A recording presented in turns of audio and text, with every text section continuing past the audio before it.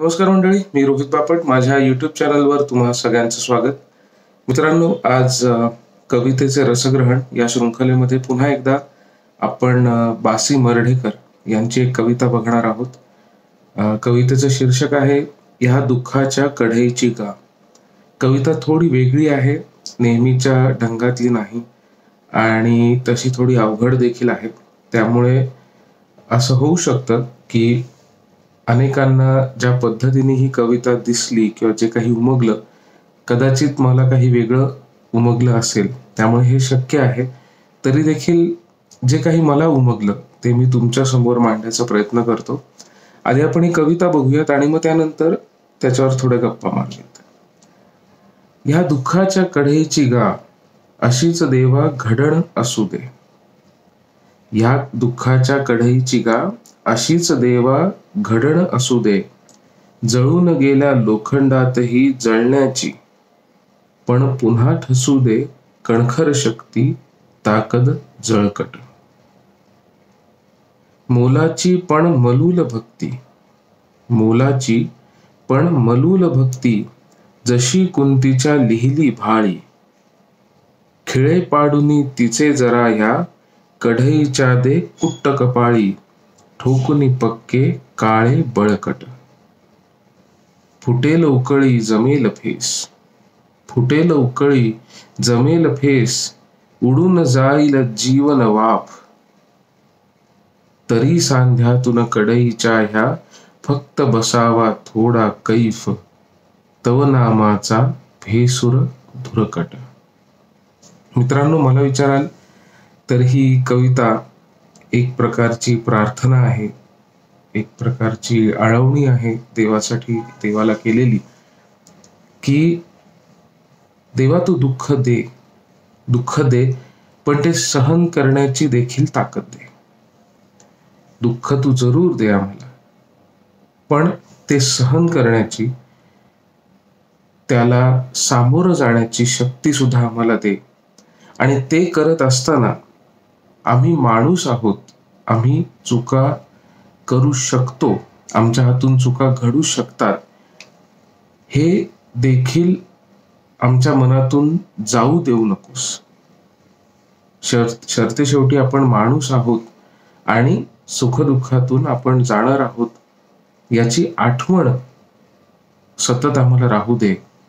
आणि मग जीवनाचे जे काही चक्र आहे, कधी चढ असतो, कधी उतार आहे, कधी आनंद, कधी दुःख, पण या सगळ्या प्रकारामध्ये कुठेतरी आम्ही तुझं देखील देणं लागतो. कुठेतरी आम्ही तुझ्या पुढे देखील नतमस्तक झालं पाहिजे, नतमस्तक झालं पाहिजे, याचा विसर पडू देऊ नको, हे सांगणारी माझ्या मते ही प्रार्थना आहे. तर आपण पहिलं कडवं बघूयात की ह्या दुःखाच्या कढईची गा, अशीच देवा घडण असू दे. आता दुःखाची कढई, या ज्या काही प्रतिमा आहेत किंवा ही जे काही रूपकं आहेत ना, ही बासी मर्ढेकरांची एक खासियत आहे. आणि खूपदा लोकांना ते अर्थहीन, संदर्भहीन किंवा ग्रेसच्या भाषेत सांगायचं तर दुर्बोध आहे. पण या सगळ्यामध्ये आयुष्य आणि आयुष्याचं वास्तव याची कुठेतरी सांगड बासी मर्ढेकरांनी घातलेली इथे दिसते आणि त्यांच्या बऱ्याचशा कवितांमध्ये दिसते. म्हणजे पिपात मेले ओल्या उंदीर, आपण त्याच्याबद्दल बोलूयात कधीतरी नंतर. सध्या पण या कवितेबद्दल की या दुःखाच्या कढईची गा, अशीच देवा घडण असू दे. दुःखाची कढई हे मी आपलं आयुष्य या अर्थाने बघतो की आपलं आयुष्य जे आहे ती एक प्रकारची दुःखाची कढई आहे. आता कढई म्हटलं की त्याच्यात आपण नाना प्रकारचे पदार्थ बनवत असतो, पण काही जरी झालं तरी त्या कढईला तापवणं आलं. जोपर्यंत कढई तापणार नाही तोपर्यंत तुम्हाला जे बनवायचंय, तुम्हाला जो पदार्थ बनवायचा आहे तो कधी बनूच शकणार नाही जोपर्यंत कढई तापणार नाही. जोपर्यंत तुमचं आयुष्य दुःखाने तापणार नाही तोपर्यंत तुम्हाला जे काही मिळवायचंय, तुम्हाला जे काही कमवायचंय, तिथपर्यंत तुम्ही पोहोचणं हे फार कठीण, त्याला म्हणजे देवाचा हातच तुमच्या डोक्यावर असायला हवा, त्याशिवाय तर हे शक्यच नाहीये. पण तरी देखील बासी मर्ढेकर म्हणतात की मला फुकट काही नकोच, मला काहीही फुकट नको. ही जी दुःखाची कढई आहे, हे जे आमचं आयुष्य आहे, त्याची घडण देवा अशी असू दे. देवाला साकडं, देवाला आळवणी करतात एक प्रकारची, की त्याची घडण अशी असू दे या आयुष्याची. आणि आयुष्य म्हणजे सुद्धा काय? आपले विचार, आपलं तत्वज्ञान, हेच आयुष्य. ज्या पद्धतीने तुम्ही आयुष्याकडे बघता तेच तुम्ही असता. याच्या पलीकडे जे काही असते तुमचा अवतीभोवतीचा परिसर असतो. या दुःखाच्या कढईची का अशीच देवा घडण असू दे. हे आयुष्य जे आहे ना, याची घडण अशी असू दे, ज्याची घडणी अशी असू दे, म्हणजे आम्ही बाह्य रूपाने कसेही जरी असलो तरी देखील आतून जी घडण आहे आमची, आमचा मूलभूत जो गुण आहे, आयुष्याच्या जगण्याचा जो मूलमंत्र आहे, तो कसा असू दे, जळून गेल्या लोखंडातही जळण्याची घडण कुठली असू दे, जळून गेल्या लोखंडातही जळण्याची. परत परत परत परत कढई वापरून वापरून देखील त्या कढईला काळा रंग यायला लागतो.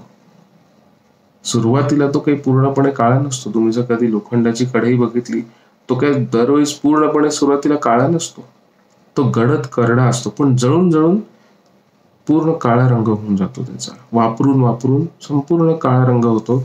आणि जळून गेल्या लोखंडातही, आता हे दोन अर्थाने आपण बघू शकतो. दोन अर्थाने असं की जसं मी म्हणालो की सतत तुम्ही तुमच्या आयुष्यामध्ये काहीतरी मिळवण्यासाठी काही ना काहीतरी प्रयत्न करताय, अडखळताय, धडपडताय, पुन्हा उभे राहतायत, तुम्हाला दुःख होतंय, तुम्ही त्या आगीतून तावून सुलाखून बाहेर निघताय, आणि तरी देखील कढईप्रमाणे तुम्हाला जे काही बनवायचं आहे ते बनवायला पुन्हा एकदा जळण्यासाठी, पुन्हा एकदा तप्त होण्यासाठी तुम्ही सज्ज होताय. अशी घडण असू दे. त्याला आपण ज्याला म्हणतो ना की फायटिंग स्पिरिट, ते आमच्यात असू दे. की जळलं तरी आम्हाला पुन्हा एकदा जळण्याची शक्ती असू दे आमच्यामध्ये, तो मनोनिग्रह असू देत. आणखीन जो एक अर्थ याचा मी घेतो तो असा की जळण्याची म्हणजे कसं आहे, शेवटी कुठलाही धातू जो आहे तो जोपर्यंत आपण पूर्णपणे तापवत नाही, त्याला वितळवत नाही, तोपर्यंत त्याला योग्य तो आकार येत नाही. त्यामुळे एक तर आहे, कढई बनून झाल्यानंतर देखील या दुःखांना, सतत सतत येणाऱ्या दुःखांना, पराजयाला, पराभवाला आपण काही म्हणू शकतो, पण त्याच्याशी लढण्याची आणि पुन्हा जळण्याची देखील प्रवृत्ती. बरेचदा काय होतं, माणूस हारून हारून थकून जातो आणि माघार घेतो, प्रयत्न सोडून देतो. पण आमची घडण देवा तशी करू नको. जरी आम्ही जळून गेलो, जरी आम्ही पुन्हा जळत राहिलो पुन्हा पुन्हा, तरी देखील पुन्हा एकदा जळण्याची तशी आमची घडण असू दे. आणि दुसऱ्या अर्थाने आम्हाला इतकं जळण्याची तयारी आमची असू दे की आम्हाला योग्य तो आकार घेता आला पाहिजे. आम्हाला योग्य त्यावेळी योग्य तो आकार घेण्याची क्षमता आमच्यात असायला हवी. काळानुरूप बदल देखील करण्याची क्षमता आमच्यात असायला हवी. जळून गेल्या लोखंडातही जळण्याची. शेवटी काय आहे, लोखंडाला जाळल्याशिवाय, मग त्याला तप्त केल्याशिवाय, गरम केल्याशिवाय तो वितळणार नाही आणि त्याला तसा आकार येणार नाही. सो दोन्ही अर्थाने मी हे वाक्य माझ्या पद्धतीने समजून घेतो की आधी देखील आकार घेण्याच्या संदर्भात वस्तू जी आहे ती वस्तुस्थितीनुसार, काळानुसार बदलण्याची क्षमता. आणि तरी देखील जरीही तुमचे हात पोळलेले आहेत, जरीही तुम्हाला कष्ट भोगायला लागत आहे, तरी देखील कष्ट भोगायची तयारी मनातून जाऊ देऊ नको. दुःखाला सामोरं जायची जी घडण आहे ती आमच्यात असू दे. आणि मग ते काय म्हणतात की पण पुन्हा ठसू दे कणखर शक्ती, ताकद जळकट. भट्टीत काम करणाऱ्या कामगाराचा हात कधी बघितलाय? त्याचा हात कसा असतो? त्याचा हात कसा असतो? कणखर शक्ती आणि ताकद जळकट. भट्टीत काम करणाऱ्या कामगाराचा हात तसा असतो. कणखर शक्ती, त्याच्या एवढी शक्ती फारच कमी लोकांमध्ये असते, कारण की एवढ्या उष्णतेत काम करणं ही काही चेष्टा नाहीये. आणि ताकद जळकट, ती जळकट ताकद आहे. बरेचदा होतं काय, एक ताकद असते दिखाव्याची, एक ताकद असते आभासी, एक ताकद असते खरोखरीच तुम्ही बलवान असता. आणि ही जी जळकट ताकद आहे ना, ती म्हणजे तावून सुलाखून अनुभवाने सिद्ध झालेली ताकद, असं मी समजतो. जळकट का? कारण की सतत जळणं चालूच आहे दुःखामध्ये, त्या कढईचं सतत जळणं चालूच आहे. त्यामुळे मग एवढी सगळी घडण सगळी झाल्यानंतर आणि पुन्हा ठसू दे कणखर शक्ती. जर आमचा आकार जर योग्य नसेल तर आम्हाला पुन्हा जळण्याची शक्ती दे. पुन्हा आम्हाला आकार जो आहे तो योग्य मिळवण्याची शक्ती दे. त्याचा काळानुरूप आम्हाला बदलण्याची शक्ती दे. पण पुन्हा ठसू दे कणखर शक्ती. पण कणखर शक्ती मात्र पुन्हा एकदा ठसू दे.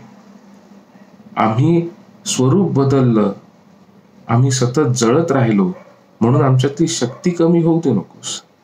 आम्हाला अशक्त होऊ देऊ नकोस. आमचं मन कणखरच राहू दे.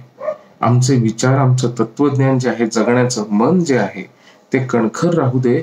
आणि त्याच्यामध्ये ताकद असू दे, जळकट ताकद. आणि ती जळकट ताकद जी असते ना, ती अनुभवाने सिद्ध झालेली असते. आणि काही जणांच्या हाताकडे बघून सुद्धा कधी कधी जाणवतं आपल्याला की या माणसाने अपार कष्ट घेतले आणि त्या माणसाबद्दल आपला आदर देखील जास्त असतो. कारण की सहज मिळालेली वस्तू आणि प्रचंड कष्टानंतर मिळवलेली वस्तू ह्याच्यात खूप फरक आहे. तर अशी घडण असू दे, हे बासी मर्ढेकर प्रार्थना करतात देवाला. आता दुसऱ्या पंक्तीत काय म्हणतात, दुसऱ्या कडव्यामध्ये, की मुलाची पण मलूल भक्ती. विचित्र विरोधाभास आहे हा. मोलाची पण मलूल भक्ती जशी कुंतीच्या लिहिली भाळी. आता मोलाची पण मलूल, मलूल म्हणजे काही कोमल असातला अर्थ नाही. मलूल या शब्दाचा तसं पाहायला गेलं तर अर्थ हा काही फार चांगला आहे अशातला नाहीये. कारण की फुलं मलूल पडतात, चेहरा मलूल पडतो तुमचा, बरोबर आहे. पण तो मोलाचा आहे. आता ही मोलाची पण मलूल भक्ती जशी कुंतीच्या लिहिली भाळी. आता कुंतीची भक्ती हा एक विशेष विचार करण्याजोगा प्रकार आहे आणि याचे देखील अनेक वेगवेगळे अर्थ होऊ शकतात. कदाचित असंही होऊ शकतं की आज जो अर्थ सुचलाय उद्या आणखीन वेगळा अर्थ सुचू शकतो, तेव्हा मी आणखीन एक व्हिडिओ करेन तेव्हा. पण आता जो अर्थ मला सुचतो तो असा आहे की कुंतीची भक्ती, जेव्हा हा विषय येतो आणि कुंतीची भक्ती म्हणलं की भक्ती जी आहे ती ज्याच्याशी तुमचं मन जास्त जोडलं गेलेलं असतं, ज्याच्याबद्दल तुम्ही जास्त विचार करत असता, प्रेमापोटी, आदरापोटी, त्याचीच तुम्ही भक्ती करता. आणि ही भक्ती जी आहे ही मलूल पडलेली भक्ती आहे. आणि हा मलूल शब्द जो आहे ना, त्यामुळे मला कुंती आणि कर्ण हा संबंध जोडावासा वाटतो मनापासून. याचं कारण असं की ती मोलाची, शेवटी आई आणि मुलाचं जे नातं आहे ते मोलाचं नातं आहे, ते मोलाचं नातं आहे.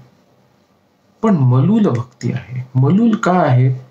कारण की कुठे ना कुठे कुंतीच्या हातून ती चूक घडलेली आहे.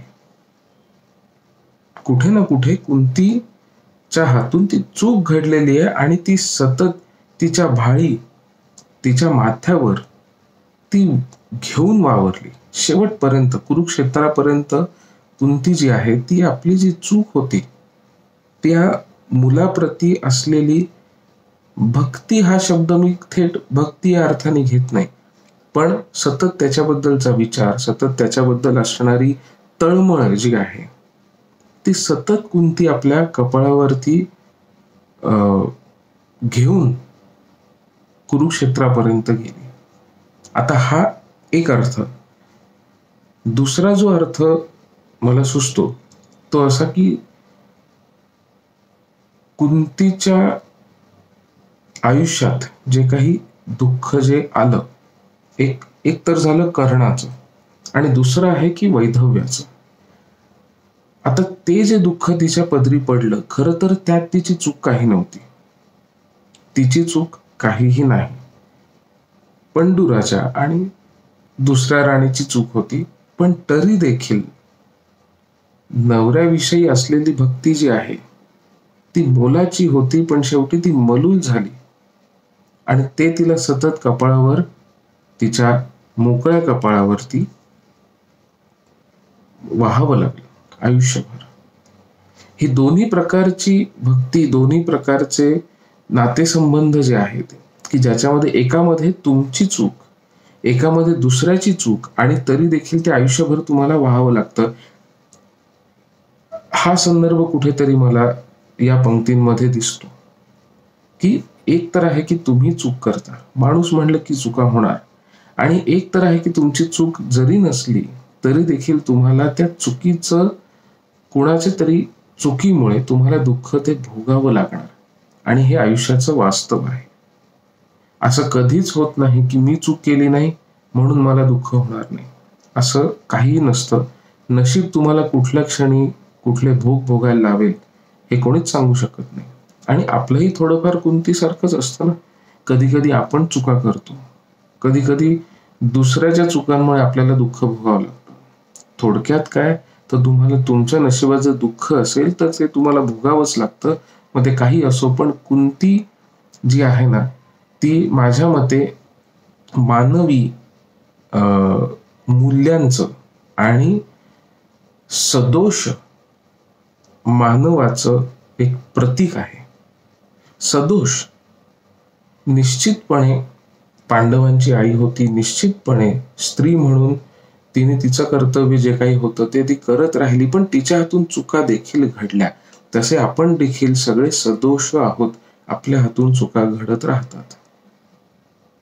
त्यामुळे माझ्या मते बासी मर्ढेकर इथे म्हणतात की मोलाची पण मलूल भक्ती जशी कुंतीच्या लिहिली भाळी, जशी तिच्या भाळी लिहिलेली होती तिच्या नशिबामध्ये, ती जी भक्ती आहे. आणि एवढं सगळं असूनही कुंती जी होती तिला कृष्णाबद्दल देखील तितकंच प्रेम होतं. असं नाही की कृष्णाबद्दल प्रेम नव्हतं, कृष्णाबद्दल देखील तितकंच प्रेम होतं. ती देखील भक्ती जी आहे ती तिने शेवटपर्यंत सांभाळली. आणि कुरुक्षेत्राच्या आधी जेव्हा ती कृष्णाला विचारते की कृष्णा, माझी मुलं जिवंत राहतील का या युद्धानंतर, तेव्हा कृष्ण म्हणतो हो, तुझी 5 मुलं जिवंत राहतील. आता हे दुःख जे आहे ना, हे कुंतीशिवाय कोणालाच कळणार नाही. याला म्हणतात नशिबानी तुमच्या पदरी आलेलं दुःख. कदाचित तुम्हीच त्याला कारण असाल, पण म्हणून नशिबाने देखील त्याला असंच प्रत्युत्तर दिलंच पाहिजे असा काही नियम नाही. त्यामुळे जे कुंतीच्या नशिबी आलं ते आपल्याही नशिबात घडू शकतं. हे सदोष माणसाचं एक प्रकारचं प्रतीक आहे. आपल्या सगळ्यांचं हे प्रतीक आहे. खिळे पाडूनी तिचे जरा या, कढईच्या दे कुट्ट कपाळी. आता हे शब्द जे आहेत ना, खिळे पाडूने तिचे जरा या, कढईच्या दे कुट्ट कपाळी. आता खिळे ठोकणं म्हणजे काय? आता हे ऐकताना कदाचित गमतीशीर वाटेल, पण आपण खिळे का ठोकतो? तसा जर विचार केला, आपण खिळे का ठोकतो? एखादी वस्तू एखाद्या ठिकाणी स्थिर राहावी, तिथेच राहावी, तिने आपली जागा सोडू नये म्हणून आपण खिळे ठोकतो. त्याचप्रमाणे माझं आकलन असं की ज्या पद्धतीने इथे बासी म्हणतात की कुंतीप्रमाणे आपलं देखील आयुष्य असतं, आपल्याला देखील ते दुःख आपल्या कपाळी वाहवत घेऊन जावं लागतं. तेच कुंतीचं जे दुःख आहे ते कुठे ना कुठे आमचं देखील आहे. आमचंही आयुष्य देखील असंच सदोष आहे. ही खुणगाठ आमच्या मनाला बांधून दे. आणि ती खुणगाठ कशी बांधणार? तर जशी कुंतीच्या लिहिली भाळी, खेळ पाडूनी तिचे जराया, कढईच्या दे कुट्ट कपाळी. कुट्ट कपाळी. त्या कढईला जळून जळून जळून जळून देखील पुन्हा जळण्याची इच्छा तर देच, पण त्यामुळे होईल काय, तिचा देह जो आहे कढईचा तो पूर्ण काळा कुट्ट होईल. दुःख भोगून भोगून आयुष्य जे आहे ते कुट्ट होईल, काळ कुट्ट होऊन जाईल. पण तरी देखील देवा, आम्हाला याचा विसर पडू देऊ नकोस की आम्ही देखील माणूस आहोत, आम्ही देखील सदोष माणूस आहोत, आम्ही देखील नशिबाच्या हातचे बाहुले आहोत, याचा विसर पडू दे नको. त्यामुळे खिळे पाडून तिचे जराया, कढईच्या दे कुट्ट कपाळी, ठोकुनी पक्के काळे आणि बळकट. कुठल्याही क्षणी देवा आमच्या मनात हा विचार येऊ देऊ नकोस की आम्ही देव झालो आहोत, आम्ही कोणीतरी मोठे झालो आहोत. काही जरी झालं तरी हा विचार देवा आमच्या मनात येऊ देऊ नको. आणि ते जर करायचं असेल तर ती खुणगाट जर बांधायची असेल तर काय कर, कुंतीची जी भक्ती होती ना, तिची जी मलूल भक्ती होती, तो जो एक मनुष्य जो आहे, माणूस जो आहे, एवढ्या सगळ्या ब्रह्मांडामध्ये एक माणूस, याला तर काहीच किंमत नाहीये, याचा विसर पडू देऊ नको.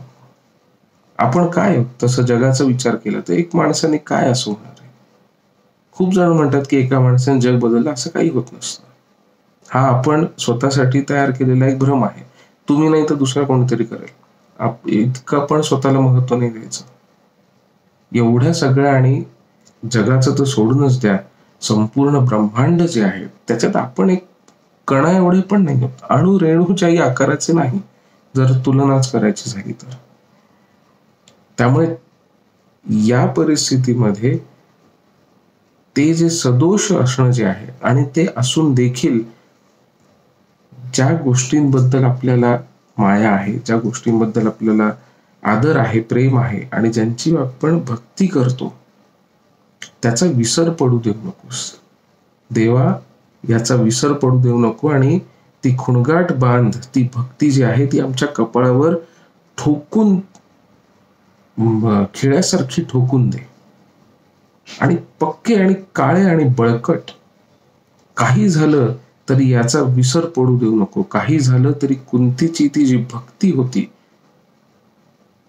ती आमच्यातून जाऊ देऊ नकोस. ती सतत आमच्या बरोबर राहिली पाहिजे, सतत त्याची आठवण आम्हाला राहिली पाहिजे की हेही आयुष्य आहे, असंही आयुष्य असतं, आणि दुःख असं देखील वाट्याला येऊ शकतं. आणि ते दुःख भोगण्याची शक्ती तर आधी आपण मागितलेली आहेच, फक्त तिचा विसर होऊ देऊ नको. संत मंडळी म्हणतात ना, हेची दान देगा देवा, बरोबर, तुझा विसर न व्हावा. परमेश्वरा, तुझा विसर पडू देऊ नको आम्हाला. आणि जोपर्यंत परमेश्वराचा विसर पडत नाही तोपर्यंत आपण माणूस असल्याचा देखील विसर पडणार नाही. तेच इथे माझ्या मते मर्ढेकर सांगतात. तिसरं कडवं काय म्हणतं, फुटेल उकळी जमेल फेस, उडून जाईल जीवन बाप. आयुष्यातले चढ उतार आहेत हे, आयुष्यातले चढ उतार आहेत. कधी आनंद आहे, कधी दुःख आहे, कधी मजा, कधी मौज, कधी मस्ती, दुःख, कधी वेदना, कधी पराभव, कधी जय. एकदाच जन्म आणि एकदाच मृत्यू. जन्म आणि मृत्यू या दोन ध्रुवांच्या मध्ये आपलं आयुष्य एखाद्या झोक्यासारखं पुढे मागे होत असतं. कधी हे कधी ते, नाना कारणं असतात त्याच्यासाठी. तो जो पूर्ण प्रवास आहे त्याचं वर्णन किती सुंदर करतात बघा. दुःखाच्या कढईमध्ये तुम्ही जे काही बनवताय, तुमची जे काही स्वप्न आहेत, तुमचे जे काही विचार आहेत, तुम्हाला जे काही करायचं आहे, ते करता करता कधीतरी काय होईल, फुटेल उकळी. कधीतरी उकळी येईल त्याला. उकळी आल्याशिवाय पदार्थाला चव येत नाही. कधीतरी उकळी येईल, कधीतरी आनंद होईल, कधीतरी तुम्हाला जे करायचंय तुम्हाला ते साध्य देखील होईल. फुटेल उकळी जमेल फेस. कधी कधी काय होईल, नुसतीच उकळी येईल आणि फेस जमेल. उत्तम स्वयंपाक करणारे जे कोणी असतील ते हे नक्की ओळखतील मी काय सांगतोय ते, की उकळी आल्यानंतर तो जो काही फेस जमतो, तुमच्या रश्श्यावर म्हणा, आमटीवर म्हणा, जे काही द्रवपदार्थ जे काही आहे तो शक्यतो जमू नये असं म्हणतात, जेणेकरून दिसताना देखील तुम्ही जे काही पदार्थ बनवला आहे तो चांगला दिसतो. तो फेस शक्यतो जमू द्यायचा नसतो असं म्हणतात. जे कोणी याच्यामध्ये इंटरेस्टेड असतील की स्वयंपाक कसं बनवणे वगैरे वगैरे, त्यांना समजेल मी काय सांगतोय. फुटेल उकळी फुटल्यावर तर छान वाटतं, पण जमेल फेस. कधी कधी फेस सुद्धा जमतो आणि तो फेस जो आहे तो आपल्या बरोबर सगळे मसाले वगैरे वगैरे ना ते वेगळे करतो, म्हणून ते जमू द्यायचं नसतं बेसिकली. हे मुख्य कारण त्याच्यामध्ये. पण हेही होऊ शकतं, कारण की जेव्हा तुम्ही उकळी फुटते तेव्हा तुम्ही कदाचित उन्मत्त देखील होऊ शकता. उन्मत्त झाले की तेव्हा तुम्ही, ज्याला आपण म्हणतो की ढिले पडणे, तर तसंही होऊ शकतं तुमचं. जमेल फेस. उडून जाईल जीवन वाप. तुमची शक्ती, तुमचं आयुष्य, तुमच्या आयुष्याचा काळ जो आहे तो असाच उडत राहील. कालचक्र, वेळ थांबत नाही. तुम्हाला काही जरी झालं तरी वेळ थांबत नाही, काळ तुमच्यासाठी थांबत नाही. तुमचं काम काय आहे, कढईमध्ये पदार्थ बनवत राहणे, उकळी आणत राहणे. फेस सुद्धा जमेल कधी कधी, पण शेवटी काय आहे, आयुष्य दिवसादिवसांनी तुमचं कमी होत राहतं. प्रत्येक दिवस जो आहे तो तुमचं आयुष्य एका दिवसाने कमी करत राहतो. उडून जाईल जीवन वाप. जीवन म्हणजे पाणी सुद्धा असतं बरं का. हे गंमत बघा, बासी मर्ढेकरांनी काय केलंय, उडून जाईल जीवन वाप. जीवन म्हणजे पाणी सुद्धा, आणि जीवन म्हणजे आपण जे जगतोय ते जीवन सुद्धा.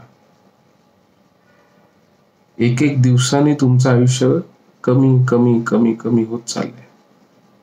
ज्याप्रमाणे वाफ जाऊन जाऊन जाऊन पदार्थ जो आहे त्यातलं पाण्याचा जो काही अंश आहे तो कमी कमी होत चाललाय. अचानक तुम्हाला कळतं, जर खूप वेळ तापवत जर ठेवलं, अचानक कळतं की रस्सा आधी एवढा होता, आता अर्धाच राहिलाय. अर्धी वाफ निघून गेली. लोकांचं आयुष्य कधी कधी खर्ची पडतं कुठल्या त्यांच्या कारणांसाठी, ध्येयांसाठी. तशी ही जीवन वाफ आहे. कधी जास्त जाणार, कधी कमी जाणार. तुमचं लक्ष नसेल तर आणखीन जात राहणार. कढईकडे लक्ष हवं, काय होतंय. तरी सांध्यातून कढईच्या ह्या फक्त बसावा थोडा कैफ. मान्य आहे देवा, परमेश्वरा, मान्य आहे. कधी उकळी येईल, कधी फेस जमेल. आमची जीवन वाफ जी आहे ती सतत उडून जात राहील. आमचं आयुष्य कमी होत राहील. हरकत नाही, कधी ना कधी मरायचं आहेच. तरी सांध्यातून या कढईच्या ह्या फक्त बसावा थोडा कैफ. जगण्याचा जो कैफ आहे, जगण्याचा जो आनंद आहे, आत्मिक आनंद. कैफ म्हणजे आत्मिक आनंद. धुंदी, ती जी जगण्याची जी धुंदी आहे ना, ती जाऊ देऊ नकोस. आयुष्यावर प्रेम करणारी ही माणसं आहेत. फक्त दुर्बोधतेमुळे किंवा कदाचित थेट सांगितल्यामुळे आपल्याला कधी कधी असं वाटतं की अरे हे नकारात्मक आहे का, किंवा थोडंसं गडद असं आहे का. तसं नाही. आयुष्यावर प्रेम करणारी ही कविता आहे. मला विचाराल तर आयुष्यावर प्रेम करणारी ही कविता, कारण की इतकं सगळं होऊनही बासी म्हणतात, तरी सांध्यातून कढईच्या ह्या फक्त बसावा थोडा कैफ.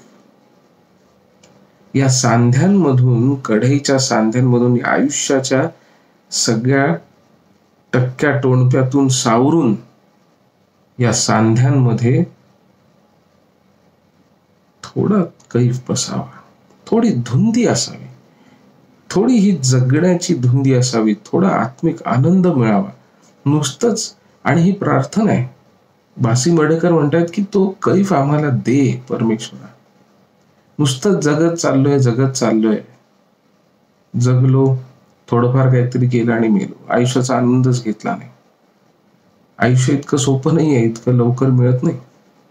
आणि ते जेव्हा जातं तेव्हा हेच आयुष्य परत मिळत नाही, दुसरं कुठलं तरी, ते सुद्धा माणसाचा जन्म मिळाला तर, नाहीतर मग वेगळाच प्रकार आहे. तरी सांध्यातून कढईच्या ह्या फक्त बसावा थोडा कैफ, थोडी जगण्याची धुंदी पण असू दे.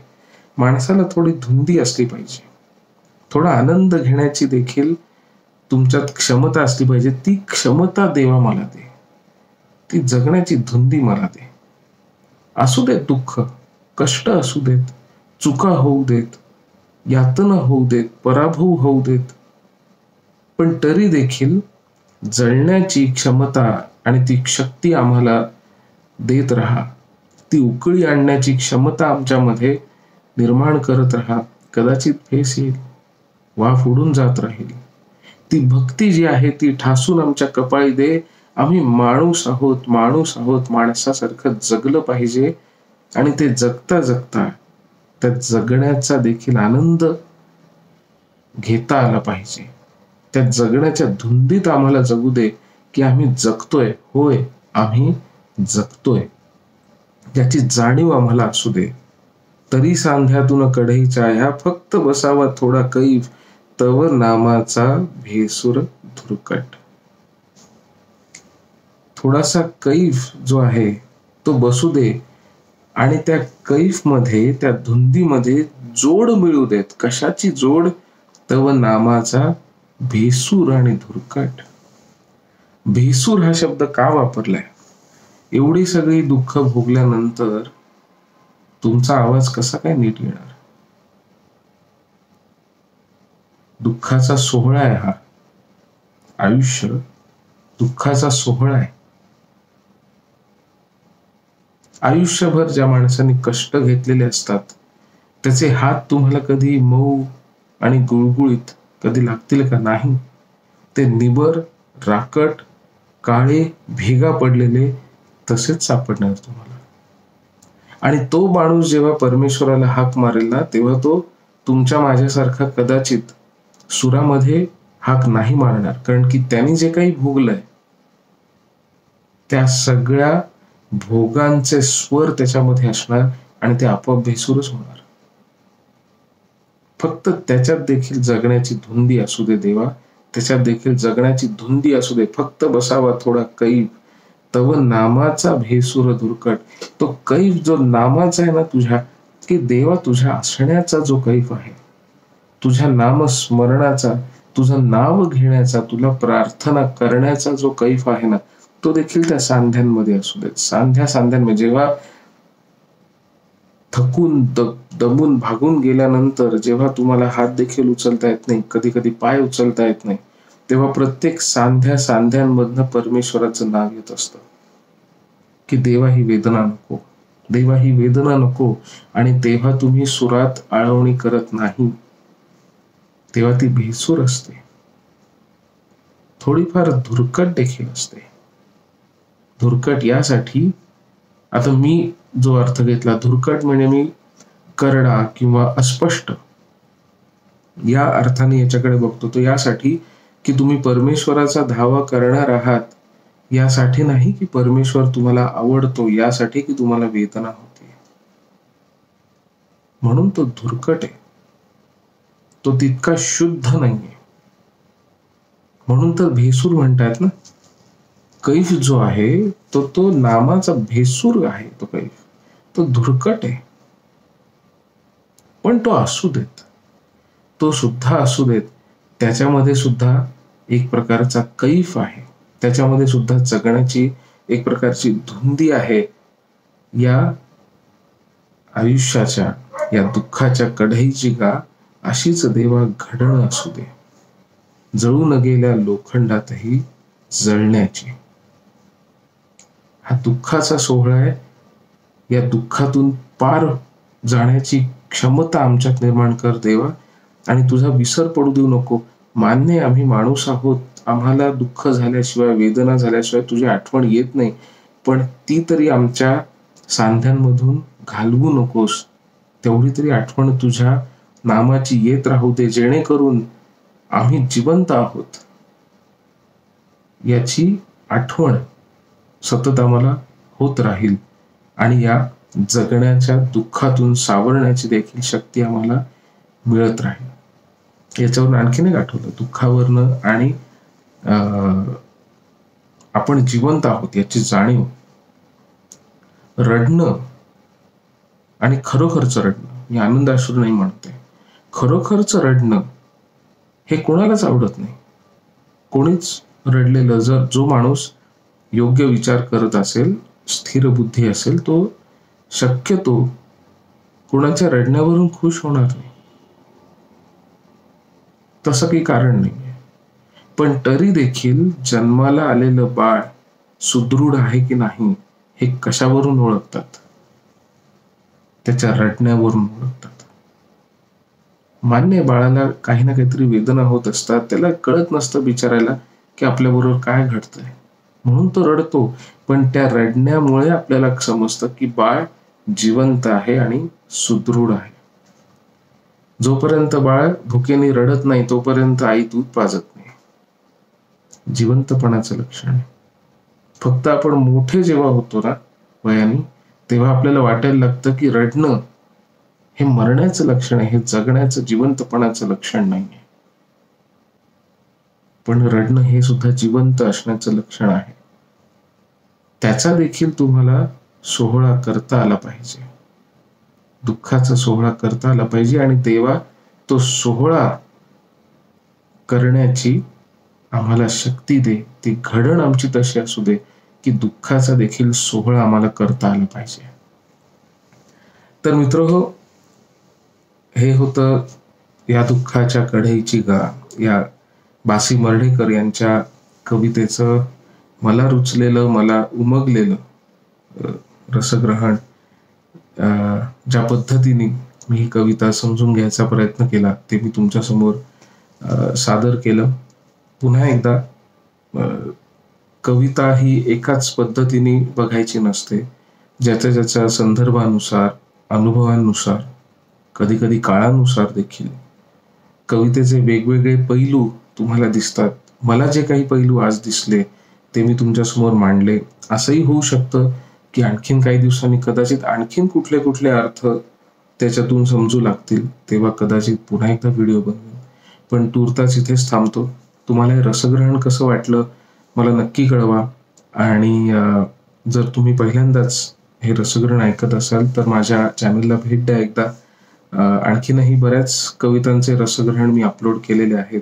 तुम्हाला काही सांगायचं असेल, सुचवायचं असेल तर या व्हिडिओच्या कॉमेंटमध्ये मला नक्की कळवा. आवडलं असेल तर लाईक करा, शेअर देखील करा. आणि हा जो उपक्रम तुम्हाला आवडत असेल तर माझ्या चॅनललाही सबस्क्राईब करा, जेणेकरून पुढच्या जेव्हा मी आणखीन कवितांचं रसग्रहण अपलोड करीन तेव्हा तुम्हाला लगेचच कळेल. तर आता तुमची रजा घेतो. पुढच्या वेळी भेटू पुढची कुठली तरी कविता घेऊन. तोपर्यंत धन्यवाद.